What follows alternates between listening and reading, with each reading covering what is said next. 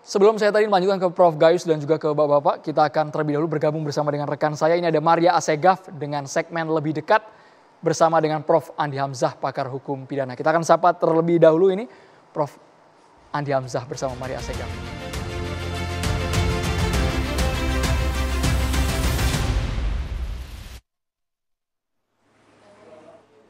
Maria sudah bersama.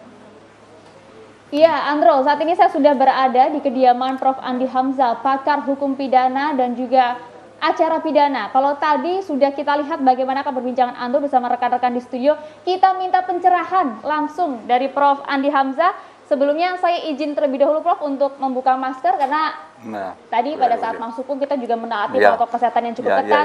Sudah swab antigen juga Prof. Kalau kita melihat tadi pada segmen awal, Andro menyatakan sempat ada pertanyaan menggantung Prof. Sebenarnya apakah dalam persidangan HRS ini sikap yang dilakukan oleh HRS ini kurang elok? Banyak juga yang menilai bahwa ini termasuk dalam penghinaan pengadilan Prof. Sepakatkah Prof. Andi? Tidak. Jadi menurut saya apa yang dianalisa ini adalah permohonan keras. Omongannya keras tapi tidak sampai penghinaan ke pengadilan. Itu pernah terjadi di Bandung. Hakim memutus lepas pidana bersyarat. Maka ibu dari korban yang ditabrak itu, meninggal itu, langsung tusuk gunting hakimnya. Itu yang namanya contempt of court. Tindakan kejahatan seperti semacam itu? Ya, atau lempar hakim apalah. Seperti itu. Atau orang mau ke sidang dihalangi. Ya itulah. Nah, bentuk-bentuk yang dilakukan oleh HRS juga banyak yang menilai bahwa ini termasuk dalam menghalangi peradilan. Bukan menghalangi. Ternyata sekarang kan sudah dikabulkan. Tadi sudah hakim mengatakan dicabut penetapan semula, sekarang boleh offline, boleh hadir di depan hakim. Menurut saya hadir langsung terdakwa di depan hakim itu justru ada kegunaannya bagi hakim. Penting bagi hakim karena ada alat bukti sekarang di KUHP itu namanya petunjuk. Petunjuk itu istilahnya di Belanda sudah diubah dengan eigenwaarneming van de rechter. Pengamatan hakim sendiri selama sidang. Secara fisik. Secara fisik itu penting. Jadi orang hakim itu secara psikologis bisa lihat orang bohong atau tidak bohong kalau hadir langsung. Ya, kalau ini jakun bergerak, Adam's apple, itu tanda-tanda bohong. Kalau melihat ke atas terus, melihat ke bawah terus, tidak lurus, itu orang bohong. Jadi saya sudah baca buku teknik interogasi, ya, yang secara psikologis, ya. Jadi itu penting. Itu alat bukti. Salah satu alat bukti ada di tangan hakim. Terbukti ada bukti satu lagi, ini satu menurut pengamatan saya terdakwa ini sudah bohong. Ini tanda-tandanya ini melihat ke atas terus, jakunnya ini Adam's apple-nya bergerak terus. Jadi sebenarnya seberapa esensial kehadiran terdakwa penting sekali justru untuk Pak Hakim untuk memutus. Karena dia lihat ini orang bohong atau dia bohong. Karena saya sudah mempelajari itu teknik interogasi sampai saya hampir 40 tahun jadi jaksa, kurang 2 bulan. Jadi saya tahu betul, kalau periksa orang bohong langsung saya tahu. Sampai sekarang kalau orang ngomong kalau saya, bohong, langsung saya tahu. Itu secara psikologis kelihatan, itu penting justru untuk hakim. Dan itu alat bukti. Alat bukti kan? Tapi kan permasalahan begini Prof, saat ini kita tahu kita sudah berada di situasi pandemi corona. Kemudian kita nampaknya dihadirkan atau dibentrokkan dengan 2 legal standing yang berbeda. Ada KUHP pasal 230 ayat 1 yang kemudian mengharuskan sidang terdakwa ini dihadirkan langsung di ruang sidang, ataupun juga Perma nomor 4 tahun 2020 itu harus yang menangkan undang-undang, kecuali kalau ada terpaksa sekali, tidak ada jalan lain, tidak mungkin dihadirkan, ya itu baru. Itu ada keadaan terpaksa. Ini dalam keadaan sekarang ini justru terdakwa yang ingin diperiksa langsung. Ya kan? Justru itu penting bagi hakim. Kalau dia bohong, kelihatan dia bohong nanti. Dan salah satu alat bukti itu menimbang-menimbang. Ada saksi, menimbang-menimbang. Ada alat bukti berupakan pengamatan saya selama sidang. Yaitu ada tanda-tanda dia bohong. Dia tidak mau lihat lurus, lihat ke atas, lihat ke bawah. Jakunya bergerak-gerak. Itu tanda bohong. Jadi kehadiran terdakwa di ruang sidang cukup penting. Kalau dalam Penting situasi sekali, ini, justru diatur. penting untuk hakim. Penting. Kan yang dikhawatirkan takutnya nanti mengundang kerumunan massa, Prof. Itu kan di luar, itu bisa diatur lain lagi. Jadi sebenarnya itu untuk mencegah, karena itu sidang terbuka untuk umum, itu asas hukum acara pidana, sidang terbuka untuk umum, kecuali ada tertentu seperti kejahatan seksual ya, itu bisa tertutup. Kalau terbuka untuk umum, orang bisa nonton. Kalau ini mencegah ini kerumunan terlalu banyak orang, kan sampai 150 polisi di situ. Pakai layar aja di luar pengadilan, jadi orang nonton di layar itu, masalahnya selesai. Jadi kalau misalnya memang harus diatur jumlah orang yang terbatas di dalam ruang persidangan. Artinya maksud dari Prof tadi terdakwa dihadirkan, namun misalnya saksi dan juga beberapa pihak lainnya boleh online gitu, Prof. Tapi terdakwa ini penting sekali berada di ruang sidang. Tapi dalam kasus Jiwasraya penuh itu, sesak itu ruang sidang. Ya toh? Kalau ini kita kuat bolehlah batasi segini. Pasang layar di luar, kamu nonton saja di luar sana. Ya, kan? Apalagi. Nah, tapi permasalahannya, Prof, kalau saat ini kan seluruh pertimbangan penuh berada di majelis hakim. Begitu ya, Prof. Ya, memang. Nah, tapi sebenarnya saat ini dengan adanya Perma nomor 4 tahun 2020 dan juga KUHP yang juga sama-sama legal standingnya berdiri, karena kita tahu hukum adalah hitam dan putih, bukan abu-abu. Majelis hakim harusnya mengabaikan yang mana, Prof?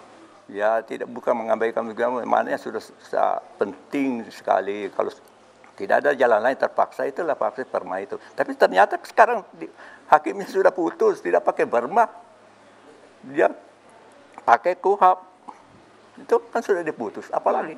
Nah, ini yang kemudian jadi banyak pertanyaan publik. Jadi pertanyaan besar di masyarakat. Seberapa besar dan juga pentingnya hak dari terdakwa kemudian untuk menolak ataupun menerima sidang secara online? Ya, itu sebenarnya bukan menolak. Ya, itu risik memang terlalu keras itu ya. Bohonglah supaya saya diperiksa langsung, supaya saya bisa sejelas-jelasnya kepada yang mulia hakim. Ya toh? Hakim juga bisa melihat saya secara langsung, sehingga bisa mengerti saya seperti apa, gitu. Tapi kan kembali lagi ke majelis hakim. Kalau dalam hal ini misalnya hakim memilih untuk tidaklah terdakwa tidak kami hadirkan ke ruang sidang dengan alasan-alasan tertentu. Nah, itu boleh juga kata Perma itu, tapi alasannya sudah harus jelas. Tapi ini sudah dibicarakan itu, dia sudah terima kok. Dia sudah ubah penetapannya, apalagi tidak usah dipersoalkan yang itu. Itu nanti untuk perkara yang akan datang. Udah toh? Kalau dilihat juga kan banyak juga yang menilai bahwa yang dilakukan HRS dalam hal ini, ataupun misalnya ada juga proses peradilan dari Jerings yang walk out dari persidangan, ini termasuk dalam contempt of court. Begitu, Prof? Bapak tinggalkan sidang. Iya, walk out dari sidang. Nah, mungkin itu bisa dianu ya. Sementara diputuskan lari keluar. Nah, mungkin itu bisa juga. Tapi sebenarnya umumnya dalam kasus ini? Umumnya itu fisik. Seperti tadi orang menusuk gunting di Bandung kepada hakim, ya, atau lempar hakim, atau ya, ada dulu di Makassar saya pernah sidang, begitu dijatuhkan hakim memutus pidana mati, orang Makassar itu langsung dia berdiri, angkat kursi, mau hantam kepada hakim. Tapi di Indonesia aturan ini belum ada ya, Prof? Ada, mesti tetap penafsirannya bahwa contempt of court itu ada. Ada buku saya tulis mengenai contempt of court itu. Ya. Jadi ada masalah-masalah contempt of court itu mulai sejarahnya di Inggris itu. Ya, dulu di zaman Belanda itu belum ada istilah seperti itu di Indonesia kan. Itu istilah di Inggris. Contempt of court itu ya. Oke, terakhir Prof, sebenarnya seberapa besar atau seberapa pentingkah majelis hakim kemudian untuk menerima permohonan dari terdakwa? Ya, terserah hakim mau terima. Mungkin dianggap ya memang perlu ya, tidak apa-apalah. sidang ini. Itu mesti tanya hakimnya sendiri, bukan saya ya. Itu hakim memang tentu sudah mempertimbangkan. Mungkin juga, ya siapa tahu juga ya, ada telepon dari Mahkamah Agung. Ya kan? Ada hal berbau politis, ada tekanan di sini maksudnya Prof. Tadi kan dinyatakan tidak ada tekanan, tidak ada tekanan. Ya, hakim kan maunya apa? Terserah dia ya. Ya, itu ada orang itu tadi saya katakan konteks pokok itu diangkat kursi, mau lempar ke hakim. Hakimnya kebetulan jago kontau itu, silat. Dia bilang, polisi jangan campur, tunggu saya tanda tangan dulu putusan, baru letakkan itu kursi, kita berkelahi saja sekarang. Bukan hakim lagi, saya berkelahi dengan kamu. Ayo, dia angkat itu orang, dia lempar keluar jendela pengadilan itu. Karena ini hakim jago kontau ini. Baik, cukup clear. Andro, tadi kalau kita dengarkan sudah cukup clear lah penjelasan dan juga pencerahan dari Prof. Andi Hamzah. Kita kembalikan dulu ke Andro. Silahkan argumen Anda rekan-rekan di studio. Prof Gayus, saya mau minta komentar dari tadi Prof Andi menyatakan bahwa terdakwa harus dihadirkan karena hakim juga bisa menilai baik itu dari fisik apakah dia berbohong atau tidak dari ucapan yang dilontarkan oleh terdakwa ini. Prof Gayus, komentarnya? Ya, saya kurang sepaham. Kenapa? Untuk mengetahui dari wajah itu. Mic-nya boleh, Prof Gayus. Untuk mengetahui wajah itu satu teori yang sudah lama dan tidak digunakan ya.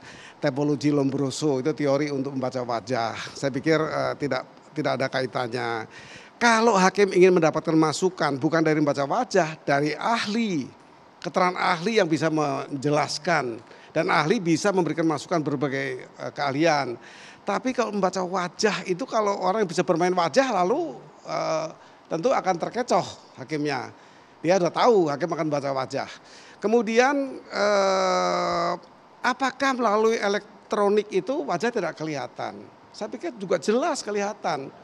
Dan bagi saya rujukannya adalah aturan. Perma nomor yang terakhir, yang sebelum nomor 3 itu sudah dengan elektronik. Ketika belum COVID itu. Apalagi dengan COVID dengan berbagai hal yang mungkin mengaitkan. Jadi posisinya pijakan perma ini sudah cukup untuk menjalankan sidang secara online. Tanpa harus kehadiran terdakwa. Ya, saya bukan cuma berpijak kepada perma. Tapi memang kewenangan hakim itu tinggi dalam mengatur sebuah jalannya persidangan, tidak mengabaikan hak yang lain. Tapi saya kata tadi first among equal. Jadi walaupun equal dengan yang lain, dengan jaksa, dengan terdakwa sendiri punya hak yang diberikan, tetapi hakim itu pemegang keputusan untuk Bang Nasrullah, hakim sebagai pemegang kekuasaan tertinggi di persidangan. Ya, jadi begini. Saya ingin sedikit memberikan pendapat yang berbeda dengan Prof Gayus. Langsung bahwa ke poinnya saja Bang, singkat gini, kita Bang. Ya. Di Amerika pun ada judicial notice, hasil pengamatan hakim. Yang kita ganti sekarang di RUU KUHP dari bukti petunjuk menjadi pengamatan hakim. Nah, pengamatan hakim itu bukan dalam konteks pengertian teori Lombroso, tapi pengamatan di fakta-fakta persidangan. Nah, kemudian saya ingin juga mengatakan bahwa niat baik Mahkamah Agung harus kita apresiasi dengan terbitnya perma ini. Tapi seharusnya niat baik Mahkamah Agung untuk menyimpangi pasal 154 itu tidak boleh produk hukumnya perma. Jika ada keadaan darurat seharusnya, walaupun tadi Pak Wayan mengatakan Mahkamah Agung boleh mengisi kekurangan hukum, ini bukan kekurangan hukum, ini penyimpangan dari Pak Azas. Pak Wayan sepakat ini penyimpangan? Wajib hadir, sebentar saya selesaikan ini dulu. Wajib hadir di persidangan itu penyimpangan, oleh karena itu sebaiknya perma ini ditingkatkan produk hukumnya menjadi perpu. Oke, poinnya sampai situ. Perma ditingkatkan menjadi perpu. Pak Wayan, silakan. Begini, ketika KUHP itu dirancang umur saya masih 30, kuat ingatan saya. Sangat kuat. Memang tidak terbayangkan akan ada COVID. Sehingga pengaturan itu tidak dibuat. Ketika ada COVID, kita Mahkamah Agung mencari tahu di mana ada celah. Ternyata ditemukan celah di pasal 79 Undang-Undang Mahkamah Agung dimungkinkan membuat perma melengkapi kekurangan dan kekosongan hukum yang ada. Karena Mahkamah Agung ingin menyelamatkan jiwa bangsa. Karena hukum tertinggi adalah keselamatan rakyat. Lalu ditemukan juga kalau dikaitkan dengan Undang-Undang Nomor 12 tahun 2011 di pasal 8 nyantel juga ternyata peraturan Mahkamah Agung salah satu bentuk peraturan perundang-undangan, itu jangan dibantah. Tidak semua orang rajin membuka Undang-Undang Nomor 12 tahun 11 tentang pembentukan peraturan perundang-undangan. Sejujurnya saya pun ketika jadi pengacara tidak baca itu, tapi karena sudah di sana saya baca. Jadi tidak cukup kalau pengacara hanya berkutat pada hukum acara pidana yang bernama KUHAP. Harus baca kalau ingin tahu bahwa di luar KUHAP ada namanya peraturan perundang-undangan, salah satu bentuknya adalah Perma. Oke, peraturan sebenarnya Mahkamah pasal Agung 8 itu banyak disebut. Baik. Peraturan DPR tentang tata tertib, ya juga. MPR juga bisa mengeluarkan, badan-badan lain juga bisa. Oleh karena itu, di sini saya rasa kita sepakati jangan lagi mempersoalkan Perma itu boleh atau tidak. Perma itu pasti boleh. Yang kedua ditahan dulu. Pak Wayan, kita harus jeda dulu Pak Wayan, hanya di catatan demokrasi. Bang Nasrullah sama Bang Abu Bakar nanti akan menanggapinya. Kita harus jeda dulu Pak Wayan, ditahan dulu seluruh Pak Wayan ya. Tetap bersama kami di catatan demokrasi.